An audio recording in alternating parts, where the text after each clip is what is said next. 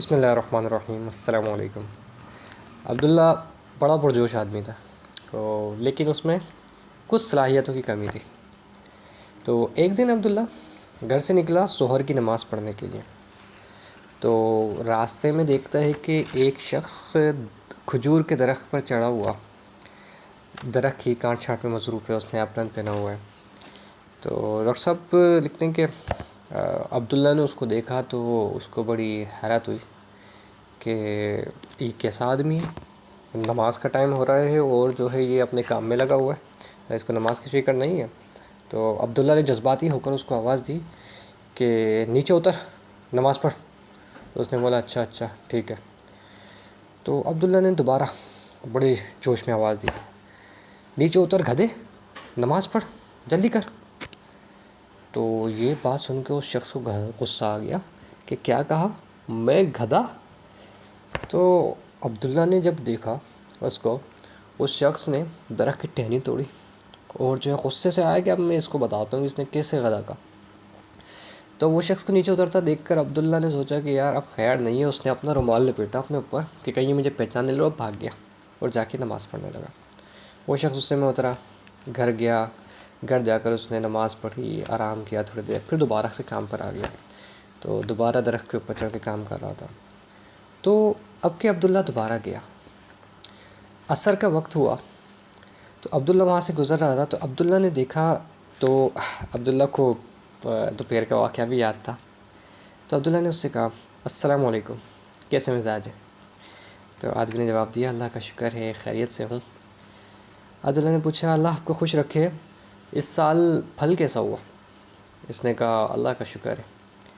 تو عبداللہ بولا اللہ آپ کو مزید ترقی دے، آپ کے رزق میں اضافہ کرے اور اپنے گھر والوں کے لیے آپ جو محنت مشقت کر رہے ہیں اس کے اجر سے آپ کو محروم نہ رکھے. اچھا یہ دعائیہ کلمات سن کر بڑا خوش ہوا اور آمین کہا، عبداللہ کا شکریہ ادا کیا. پھر عبداللہ نے کہا کہ شاید آپ بہت مصروف ہیں اس لیے آپ کو عصر کی اذان سنائی نہیں دی. عصر کی اذان ہو چکی ہے اور جماعت کھڑی ہونے کو ہے. اگر آپ نیچے اتریں اور تھوڑا آرام کرنے کے بعد باجماعت نماز ادا کریں، پھر نماز کے بعد بقیہ کام کر لیں تو بہت اچھا ہو. اللہ آپ کی صحت کی حفاظت کرے. آدمی نے کہا کیوں نہیں، انشاءاللہ انشاءاللہ. وہ تحمل سے اترنے لگا. پھر عبداللہ کی طرف بڑا، نہایت گرم جوشی کے ساتھ اس سے ہاتھ ملا اور بولا خوش اخلاقی سے پیش آنے پر میں آپ کا شکریہ ادا کرتا ہوں. ظہر کے وقت یہاں سے ایک آدمی گزرا تھا، جس نے بہت بد اخلاقی کا مظاہرہ کیا تھا. کاش وہ مجھے مل جائے تو میں اسے بتاؤں کہ گدھا کون ہے. ڈاکٹر عبدالرحمن العریفی کی کتاب استمتع بحیاتی کا عربی کتاب ہے، اس کا اردو ترجمہ میرے پاس ہے، زندگی سے لطف اٹھائیے. بہت خوبصورت کتاب ہے، میری زندگی کی قیمتی ترین کتابوں میں سے ایک کتاب ہے.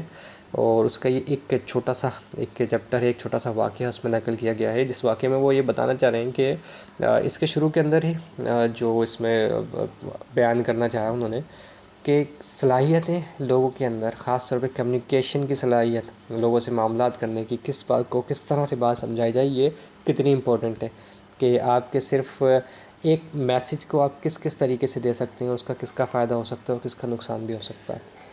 تو وہ یہ کہ بتاتے ہیں کہ صلاحیتیں بڑھانے کے لیے کیا کیا جائے. انہوں نے ایک مثال دی کہ ایک شخص روزانہ 1 گھنٹے کے لیے کوئی فلم دیکھتا ہے یا کوئی بھی ایکسٹرا ڈرامہ دیکھتا ہے یا کوئی جیسے اکثر آج کل ہم پرینکس میں دیکھتے ہیں یا کوئی ایسے فضول ویڈیوز آ جاتی ہیں، 1 گھنٹہ ہم ضائع کر دیتے ہیں. تو اس طرح سے ایک پورا سال گزر جاتا ہے، 4-5 سال گزرتے ہیں، 10 سال گزر جاتا ہے. روزانہ کا یہ معمول ہے. تو سال میں اس نے تقریباً اگر روزانہ دیکھا ہے تو 365 گھنٹے روزانہ اس نے فضول ویڈیوز دیکھی ہے. اور 10 سال میں اندازہ لگا لیں تقریباً 3,500 سے اوپر گھنٹے.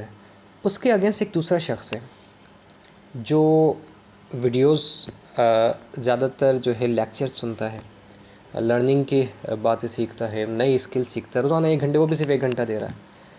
اب 10 سال بعد آپ ان دونوں شخصوں سے ملیے، یہ بات تو آپ بھی بتا سکتے ہیں کہ کیا ان دونوں شخصوں میں فرق نہیں ہوگا اور کون جو ہے اپنی زندگی کے اندر زیادہ ترقی کے راستے پر ہوگا.